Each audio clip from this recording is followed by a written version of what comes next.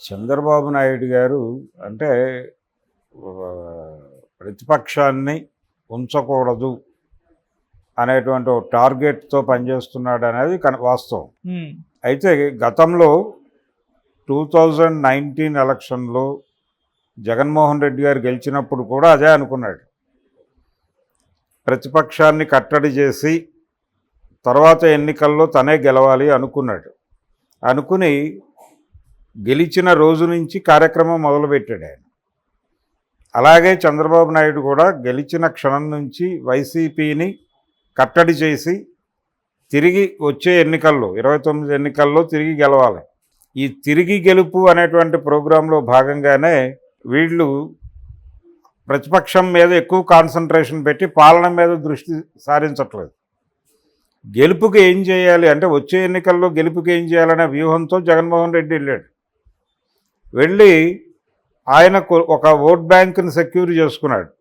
ఒక ఓట్ బ్యాంకుని టార్గెట్ చేసి వాళ్ళని సంక్షేమ పథకాల ద్వారా ఆకట్టుకుని ఆ ఓట్ బ్యాంకుని సెక్యూర్ చేసుకుని మిగిలిన వాళ్ళందరినీ కంట్రోల్లోకి తీసుకుని వచ్చే ఎన్నికల్లో గెలుపు సాధించేద్దాం అనేటువంటి వ్యూహంతో పనిచేశాడు ఆయన. ఆ వ్యూహం ఎలా బెడిసి కొట్టిందో చూసాం మనం. ఇప్పుడు చంద్రబాబు నాయుడు గారు కూడా పాలనని గాలికి వదిలేశాడు. దాదాపు 100 రోజుల పరిపాలనలో వాళ్ళ హామీలు ఏది అమలు జరగట్లేదు.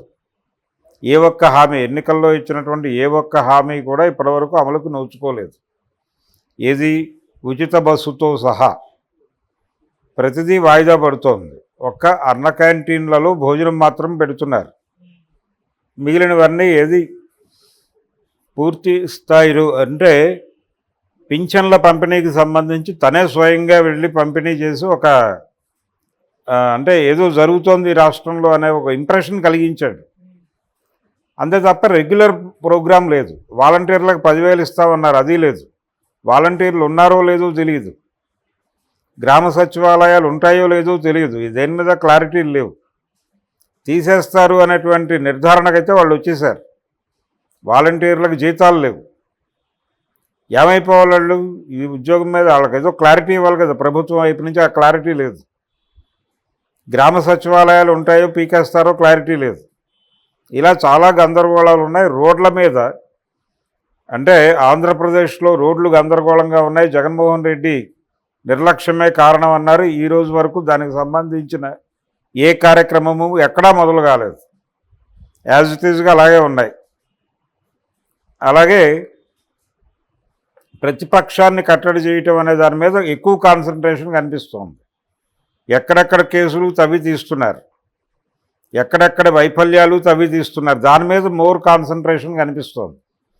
అందుకని రోజుకొక అరెస్టు, రోజుకొక అంటే సంచలనం.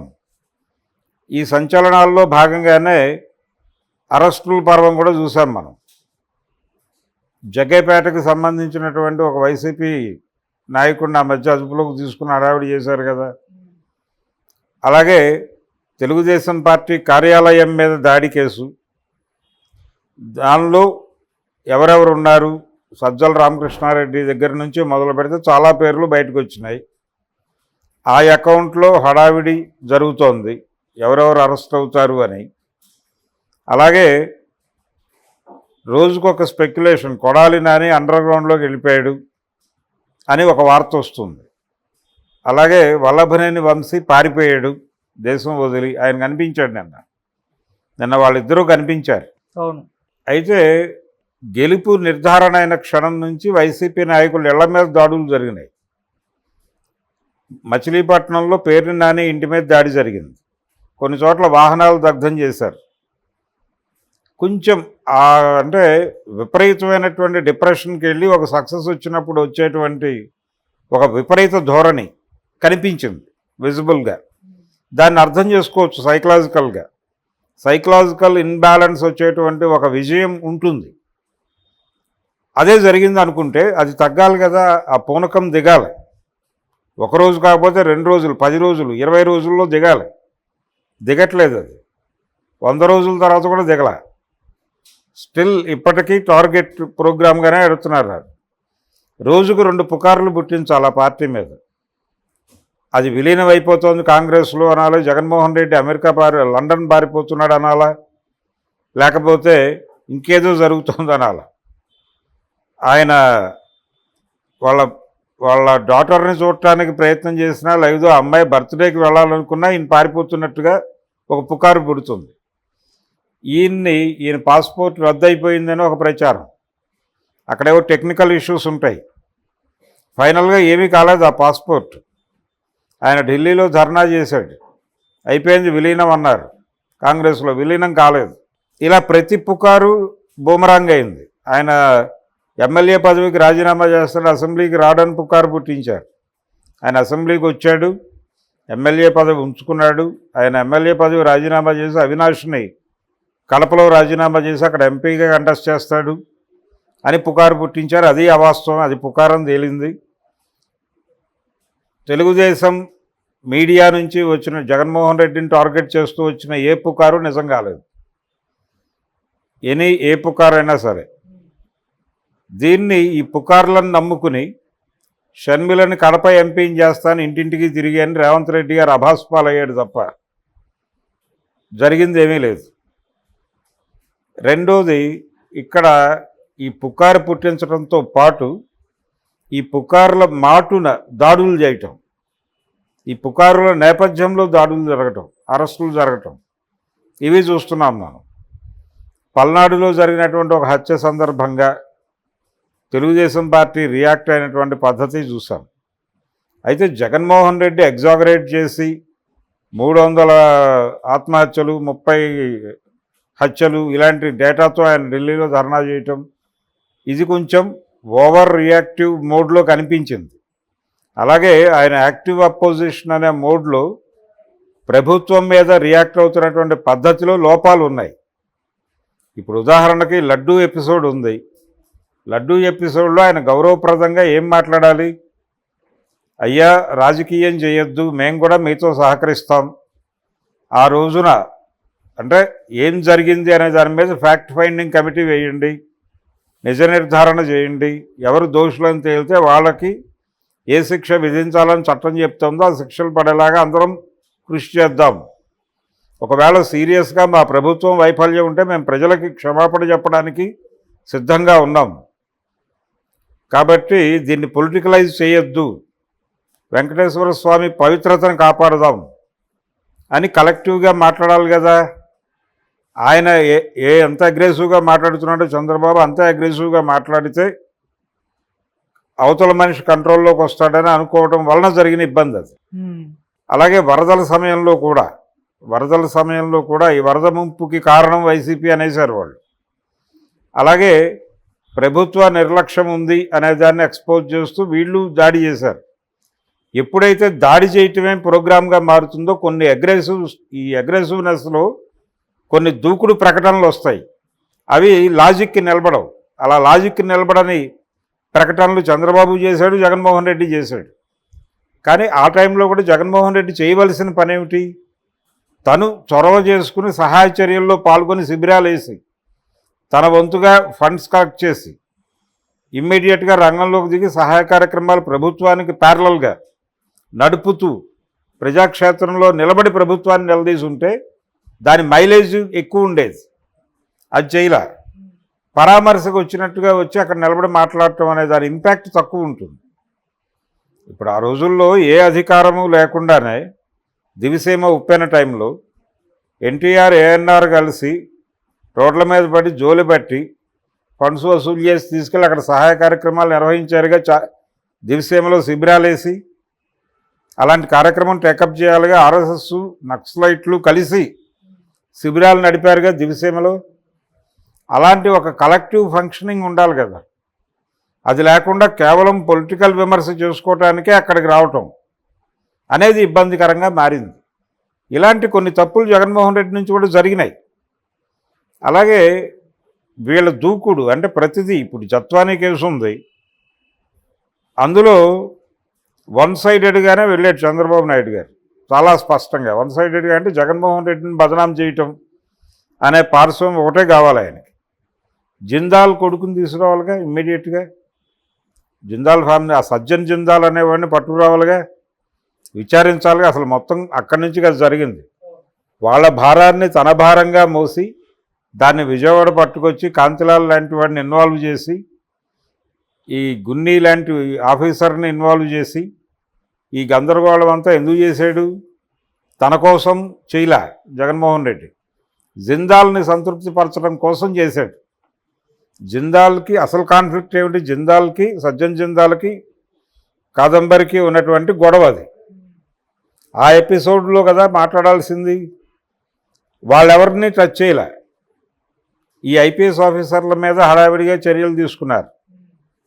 అలాగా కుక్కల విద్యాసాగర్ని తీసుకెళ్ళి అరెస్ట్ చేశారు. సజ్జన్ జిందాల్ని కూడా పట్టుకొచ్చి లోపలేయాలి కదా, ఎందుకు వేయట్లేదు అనే ప్రశ్న ముందుకొచ్చింది కదా. సో ఆ ఎపిసోడ్లో ఆయన గందరగోళంలో పడ్డాడు కదా. ఇలా ప్రతి గందరగోళమే. వీళ్ళు బయటకు మాట్లాడే పుకార్లను తేలిపోతోంది. వీళ్ళు చేస్తున్న ప్రోగ్రాం కేవలం వైసీపీని టార్గెట్ చేస్తున్నారని తేలుతోంది.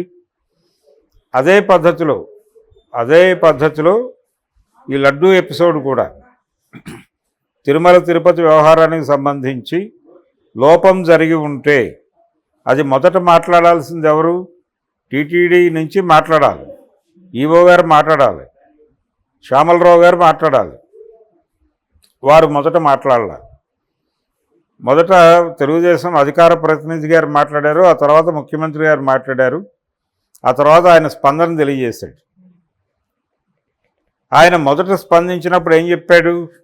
అందులో వెజిటబుల్ ఫ్యాట్ ఉందన్నాడు. వనస్పతి డాల్డా నిలువలు ఏవో ఉన్నాయన్నారు. డాల్డా కల్తీ జరిగింది నెయ్యిలు అనేదే ఆయన మొదట మాట్లాడింది. తర్వాత మాట్లాడినప్పుడు చంద్రబాబు గారి ప్రకటనని రిపీట్ చేశాడు. అవును, జంతు కొవ్వు తాలూకా అవశేషాలు ఉన్నాయనే మాట తర్వాత వచ్చింది, ముందు రాలా. అంటే ఇది పొలిటికల్గా మ్యాప్ చేస్తున్నారు అనే అనుమానం వస్తుంది కదా. అందుకని అసలు ఈ పొలిటికల్ వార్ ఎందుకు? మీరు ఎందుకు చేస్తున్నారు ఇలాగా? మీ మోటో ఏమిటి? మీ మోటో లడ్డు కింద జగన్మోహన్ రెడ్డిని, వైసీపీని సమాధి చేయాలి అనే లక్ష్యం మీ బుర్రలో ఉండటం వలన మీకు మిగిలిన విషయాలేం కనబట్టలేదు. మీరు చేయవలసిన పని ఏమిటి? శాఖాపరమైన దర్యాప్తు జరిపి దోషుల్ని శిక్షించుట అనే కార్యక్రమం ముందు జరగాలి. దోషులు ఎవరో నీకు అధికారికంగా నిర్ధారణ అయినప్పుడు నీ విమర్శకు ఒక సాధికారత వస్తుంది కదా. ఆ పని ఎందుకు చేయవు నువ్వు? ఆ పని చేయకుండా ఉపరితల యుద్ధం మాత్రమే ఎందుకు చేస్తారు? పునాది యుద్ధం ఎందుకు వదిలేస్తారు? అంటే మీ ప్రయోజనం అక్కడ ఉంది కాబట్టి. సో ఇది నెమ్మదిగా ప్రజల్లో ఎస్టాబ్లిష్ అవుతోంది. చంద్రబాబు నాయుడు గారు పరిపాలన మీద కంటే కూడా ప్రతిపక్షాన్ని కట్టడి చేయటం అనే దాని మీద ఎక్కువ కాన్సన్ట్రేషను, ఫోకస్ పెడుతున్నారు అనేది ప్రజల్లోకి బాగా నాటుకుపోతే వీళ్ళకే ప్రమాదం. ఇప్పుడు తమిళనాడు తరహా రాజకీయం అక్కడ నడిచేటువంటి అవకాశం కనిపిస్తోంది. అంటే ఒక టర్మ్ డిఎంకే, ఇంకొక టర్మ్ ఏడిఎంకే అన్న పద్ధతి నడిచింది అక్కడ. అలా కాకుండా ప్రతిసారి శాశ్వతంగా మనమే ఉండాలి అనే భ్రమకి గురై, శాశ్వతంగా ఉండాలి అంటే ప్రజల మనసులు గెలుచుకోవాలి. ప్రజల మనసులు గెలుచుకోవటం అనేది వదిలిపెట్టేసి ప్రతిపక్షాన్ని టార్గెట్ చేసేసి గెలిచేద్దామనే ప్రయత్నం చేస్తున్నాడు జగన్మోహన్ రెడ్డి. అదే చేశాడు, ఈయన అదే చేస్తున్నాడు. ముందు అది మానేసి ప్రజల మనసులు గెలుచుకుంటే మనం వచ్చే ఎన్నికల్లో గెలుస్తాము, ఈ లక్ష్యంగా గనక పనిచేస్తే ఇది తగ్గుతుంది, ఈ గోల తగ్గుతుంది. నెట్టెం రఘురాం, లేకపోతే మరొకరు, ఇంకొక పేరు తలసిల రఘురాం, ఇలాంటి పేర్లు, ఈ గోల, ఈ గందరగోళం, ఇవన్నీ ఇప్పుడు అక్కడి నుంచి చాలామంది జనసేనలోకి వెళ్ళిపోతున్నారు. సామ్నేని ఉదయభాను వెళ్ళిపోయాడు, మరొకళ్ళు వెళ్ళిపోయారు, బాలినేని శ్రీనివాసరెడ్డి. ఇవన్నీ వీటి నేపథ్యంలో రకరకాల స్పెక్యులేషన్స్. ఈ హడావిడి ఎందుకు?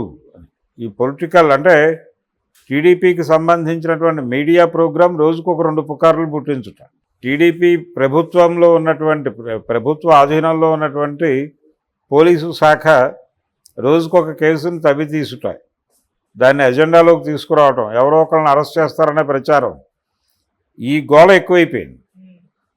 ఇది తగ్గాలి. ఇది తగ్గి ప్రజలకు ఇచ్చినటువంటి హామీల మీద కేంద్రీకరించి ఓకే. పని చేస్తూ ఉంటే ప్రజల మనసులు గెలుచుకుంటే ఆటోమేటిక్గా గెలుస్తారు వీళ్ళు. మళ్ళీ తిరిగి గెలుపు ఎవరివ్వాలి? జనాలు ఇవ్వాలి. జనాలు ఇవ్వకే కదా మీకు ఆయన 11 స్థానాలకి పడిపోయింది. అవును. మీరు గెలుచుకున్నావు అని అనుకుంటున్నారు కదా ప్రజల హృదయాలు. మీరు ఇలాగే బిహేవ్ చేస్తే ప్రజల హృదయాలు మీకు దూరం అయ్యే ప్రమాదం ఉంది. మీరు 11కి వెళ్ళి మళ్ళీ వాళ్ళు 164కి వచ్చే ప్రమాదం ఉంది. అందుకని ఆ ప్రమాదాన్ని దృష్టిలో పెట్టుకుని ఇప్పటికైనా సరే ప్రజలని ఐడెంటిఫై చేసి ప్రజా సమస్యలను గుర్తించి దాని మీద ఫోకస్ పెట్టి పనిచేస్తే బెటరు. వీళ్ళని జనమే శిక్షిస్తారు. ప్రజాస్వామ్యంలో ప్రజలే ప్రభువులు అనుకున్నప్పుడు ప్రజాక్షేత్రంలో ప్రజలే శిక్ష విధిస్తారు వైసీపీ వాళ్ళకి. ప్రజలకు వదిలిపెట్టండి వాళ్ళని.